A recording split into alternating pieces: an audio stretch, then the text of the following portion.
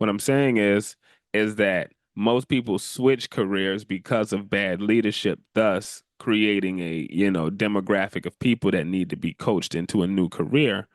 Whereas if companies were able to get some type of training or understanding that they need to implement these practices and start to move with the times, just like we talk about diversity and inclusion, DEIs, um, Mhm. I feel like a whole nother category, which is this, is as a sector in companies that is completely missing. Someone who understands company culture and atmosphere of a company, which is the life force, it's the air, it's the, whether it's stale or fresh in the company is determined by this. This is like the air that flows through the company. And if your atmosphere is not properly coached in a way that allows employees to feel free to progress.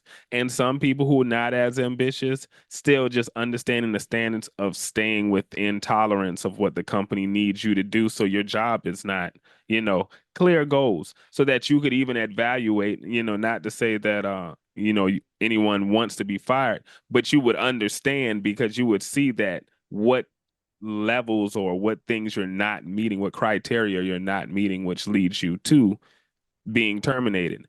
Thus, it gives a slight, which we would call accountability toward, a much more competitive accountability towards Yeah, your and day more to day transparency, and much more and trans transparency. exactly, so that no one's fired blindsided.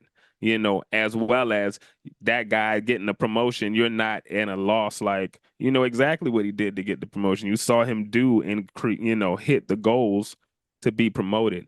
And I feel like this is a area that is just none of the companies I known had anybody that was handling these type of things.